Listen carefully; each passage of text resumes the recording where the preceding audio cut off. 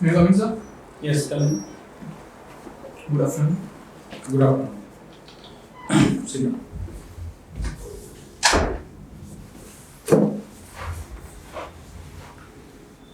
So Ankit, introduce yourself.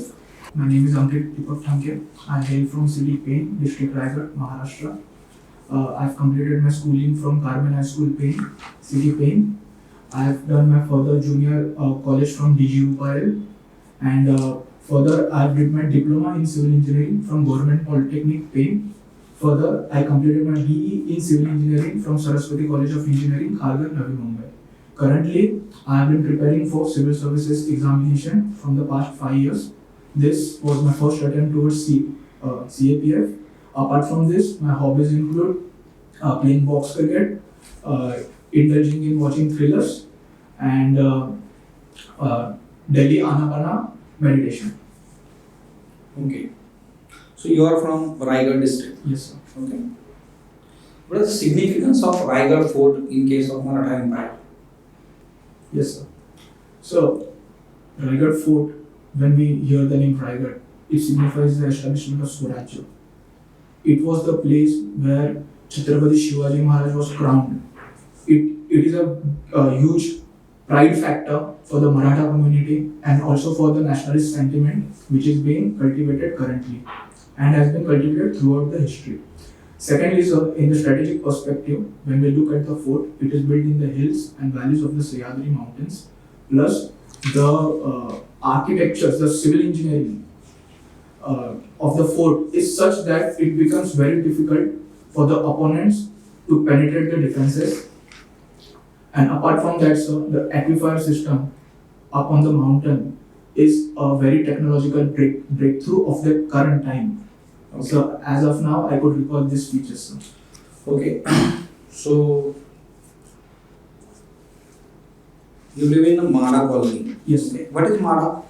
So Mahara is a specialized organization or I would say institution of the Maharashtra government. It stands for Maharashtra Housing Area Development Authority, under which the government of Maharashtra or the Mahara as a body buys land and divides it into plots and sells it out through a lottery system. Apart from that, in cities like Mumbai, Pune, Thane, Mahara would construct buildings and sell out the flats. It is also involved in. Okay. So you are preparing for civil services in Yes. 5 years. Okay. Yes. And now this one is your first attempt for CAPF. Yes. Why CAPF? So when I came across CAPF, I found that it is a mixture of administration and plus defense. Prior, sir, I have been attempted in SSB, in which I was interview out candidate because I had a tattoo on my wrist. And they said that it would disclose your identity and so we would not permit you. Okay. So that was the reason I was out of it, and through medical procedure I was able to get rid of the tattoo. But during the lockdown time, there was an inflation in the CGPI. So I was merit out candidate after that. So I was not able to apply for it. So towards armed forces or uniform forces, I have particular liking since the beginning. So I went for CAPF. So. In coming days, when you will work as a assistant commandant, Yes, sir. what step you will take to improve CAPF personnel in border security? So, considering the diverse terrain through which our national border passes is a very challenging. It consists not only of desert but also marshes, mountain peaks, glaciers, and riverine system. So, in this, we need to go for location-specific approach. So, we need to have proper backing with through infrastructure, modern communication technology. Apart from that, sir, I would very much suggest that the tactical gears which are provided for the personals need to be area specific. You need to have some light breather clothes in the in the desert regions, followed by recently the government procured a lot of clothing from Europe for the ITBP personnels who are posted top in the mountains. You are from Premra, you have completed your engineering in Navi Mumbai. Yes. Okay. So, can you tell us what are the security challenges faced by Mumbai nowadays? So the security challenges currently faced by Mumbai can be terms of say cybercrime is the first because there is a lot of spam calls going around. Even I do get the calls. So the second is the influx. There has been an influx of Bangladeshi migrants currently in the region of Turbe, Ghansoli. And so that is creating a security threat while the local police is trying to tackle it, but they have the backing of the local politicians because they see it as a cheap source labor for construction work. What are some critical infrastructures in India? So I will start with transport infrastructure. So the airports are the very critical infrastructure. Then there are ports, then there are railways. These all can be considered as critical. Apart from that, there are energy lines, telecommunication. What is the difference between GPS and GIS? Yes, sir. So GPS is basically a 2D thing. GIS is 3D thing. In GPS, you can get only a latitude and longitude of the region. In GIS, you could get the latitude, longitude followed by the elevation of the region, the type of soil the region consists, the type of forest cover it consists, or whether it is a barren land. It would also give you other factors like the groundwater level of the region and as per so. So basically, GIS is much more broader than GPS. We can say that GPS is a part of GIS. Okay. Yes, sir. So, what is the significance of IRNSS system for India? Have you heard about the Guggan system? Yes, sir. It is launched by the ISRO, Indian Regional Navigation Satellite System. That's what it stands for. So, it is a major breakthrough for India because we entered in a league of having our own sovereign system where we do not have to be dependent on other country.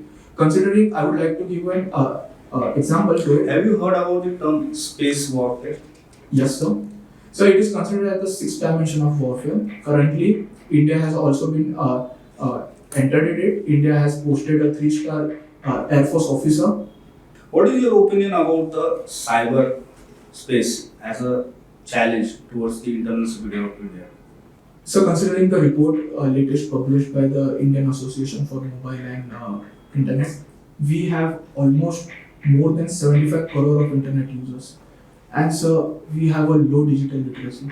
So considering this, there are a lot of spams available which would compromise the financial security of ordinary men.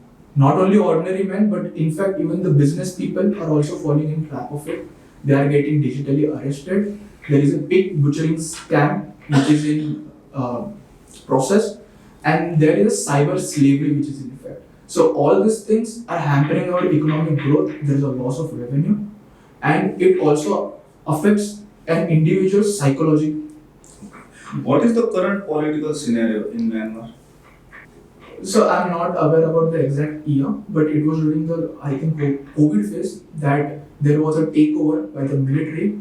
It is called a Tatma law, and it took over the democratically elected government on the premise that the elections were rigged, or there was some illegal things which took place. Does it have any impact by the rule of such authoritarian regime on the neighbor of India? Definitely, sir, it does, because if you look at the geography, Myanmar lies, there is a transition where Myanmar shares boundary not only with China but also with India. This is the Chin province we are talking about.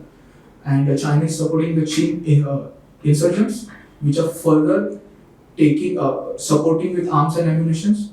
Those arms and ammunitions and the insurgents are finding their way into our unstable state of Manipur currently, which is a very much challenge for India to tackle. What can be some measures to reduce the ethnic conflicts in Northeast India? So we have asymmetrical federalism mentioned in our constitution. Not exactly mentioned in our constitution, but there are provisions which marks towards asymmetrical federalism. There are Schedule 5, Schedule 6 provisions. So under which we can provide as much a delegation of power to this, delegation and devolution of power to these people. Furthermore, we should allow them or give them the liberty to. So you have mentioned about your hobby as you are a cinephile, right? Yes. About the thriller movies. Yes. Right? Can you mention some sci-fi movies which are considered thrillers? So first I would like to mention one of the best movie recently which was produced by Christopher Nolan. It is called as Tenet. Tenet was a sci-fi movie which was a psychological thriller in which we need to get into the. What is the main theme of this particular movie? So it talks about a particular concept where a person through a device can travel to the future and get back to the present. But what was the theme and storyline for this movie? Like what was the purpose that they travel Yes, back sir. and forth Yes, in the sir. time? So the main tagline was that we left our oceans dry. This was the important message, and the future generation had nowhere else to go but to come back. You also mentioned the meditation type Anapana, right? Yes, sir. Okay, what other meditation techniques do you know? So other meditation techniques can be say shloka technique, in which you repeat a particular sentence or a hymn. Say for example, Om. You will repeat it number of times. Apart from that, there is a mindfulness technique under which you concentrate or you analyze what you are thinking, being non-judgmental about it. You don't judge yourself. Apart from that, there is concentration techniques under which I may even concentrate on this particular class for. Have you heard about the Vibhuti Sutra? Sorry, sir. I'm not.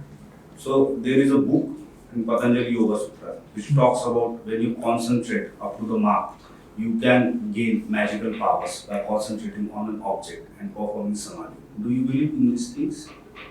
Sir, I have no knowledge about it, so I won't be able to comment on it, sir. Okay. You have accidentally mentioned about Oppenheimer movie. Yes, sir. Why was it in the news? So Oppenheimer is considered as the god of the nuclear bomb, the person who made the nuclear bomb. Apart from that, he was the person who made the nuclear bomb, but apart from it, he was the first person who stood against the nuclear bomb. He started a dialogue and discourse, particularly in the West, that we are not supposed to go for the hydrogen bomb. We should initiate talks, especially with Germany and erstwhile USSR. In Indian context also, it was in the news. There was a bit controversy regarding that. Yes, sir. So there was a scene which was censored by the CBFC board because it had lines from Bhagavad Gita. It said, "Now I have become death, the destroyer of the world." Okay. So I think that. You mentioned earlier that Bangladeshi problem is there in Mumbai. Yes, sir. And you mentioned about political and that insurgents or criminal nexus. Yes, sir. How would you try to break it? So if we have a list of all the laborers operating or working under a particular contractor or a builder, it would be very much easy. We would initiate guidelines that all the workers should be registered under our social sector schemes, which would provide us to cover them appropriately, and those who do not have documents, say one is an Indian citizen but he may not have documents, we will support him, and there itself we may able to filter who are Indians and who are not Indians. So, do you think that cyber security policy of India needs a radical change in line with current cyber attacks or something like that? We do need to integrate AI plus quantum because both have a capacity of becoming a supercomputer. So these things can affect and India's interest. So you are from Raigad, Maharashtra. Yes. Okay. Which was the capital of Maratha Empire. Okay. It seems that if you see Rajasthan force today, they seems to be in a good condition, whereas it has been always debated, or it has been always the concern that Maharashtra force are in dilapidated condition. What do you think? What are the reasons behind that? So as per the local folklore, or as I grew up, the main thing was the wrath of the Mughal Empire was faced by Marathas alone. And that time a lot of forts were destroyed. Followed by the British also indulged in a policy. In fact, from my place there is a fort named Kulaba. In fact, Raigad district was named Kulaba. It was later changed to Raigad. So the Kulaba fort was also destroyed by the British. So they indulged in a policy of destroying the forts. Followed by which the forts which were maintained properly were not taken good care by the later establishments or the governments. Apart from that, there are some infrastructure which are in good phase, like the palace of Shahu Maharaj in Kolhapur, and But that is a matter Huh. under construction. but the forts are dilapidated. Yes, sir. That we have to. Okay. So what measures would you suggest to improve the condition? Yes, sir. So latest there was a survey conducted by Land Use and Planning Department of Nagpur on Raigad, where they used GIS technology and where they found an underground layout map of the entire Raigad fort.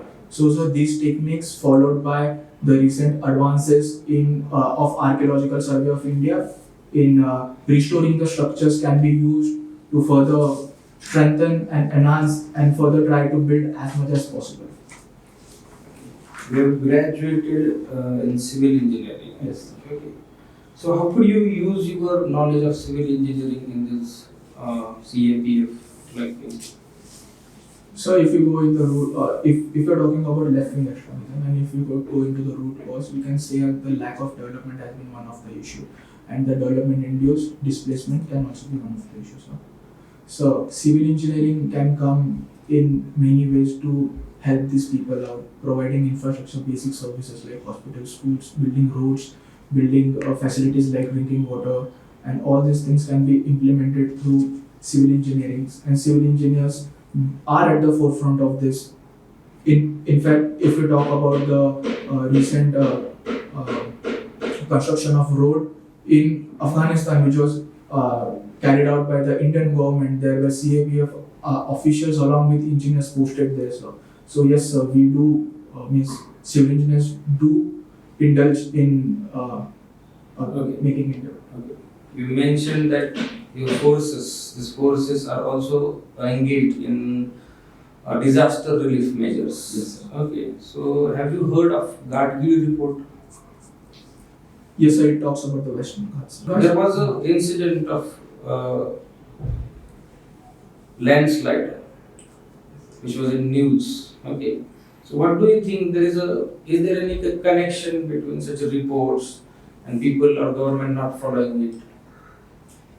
So the Western Ghats are pristine areas where we find a very distinctive flora and fauna, and the Gadgil report calls for preserving it. So post-liberalization, there has been a very much increase in private tourist spots. Sorry, not tourist spots, the resorts. So there is a lot of increase and lot of deforestation going on presently in Western Ghats. So Gadgil report brought out that up, and they asked to preserve it. Followed by it, there are a lot of regions where there is too much inclined slope, and the villages in the particular regions are situated right beneath the slope, sir. So evacuating or rehabilitating an entire village, sir, it's difficult to be honest to say, because they have attached all their life over there, sir. So it becomes a big task for the government. But considering the current situations, I think it was a Value village which was entirely 30 was it? 30 yes, sir. 30. So 30 village was the one which went entirely under the landslide, sir. Okay. So, you like to play box cricket. Yes, sir. You know what is box cricket? So box cricket is an unconventional form of cricket. It depends upon the ground. Firstly, the rules and regulations all depend upon the ground. It is not necessary to be a oval or a circle. It can be a rectangular. So, okay. Yes, sir. What are your plans if you fail to make this time in CAPF? Sir, after CAPF, I have my prelims lined up, which will be on 25th of May. And following that, I will depend. So it will depend upon the 25th of May, sir. After that. Okay. So, best of luck. Yes, thank you. Thank you.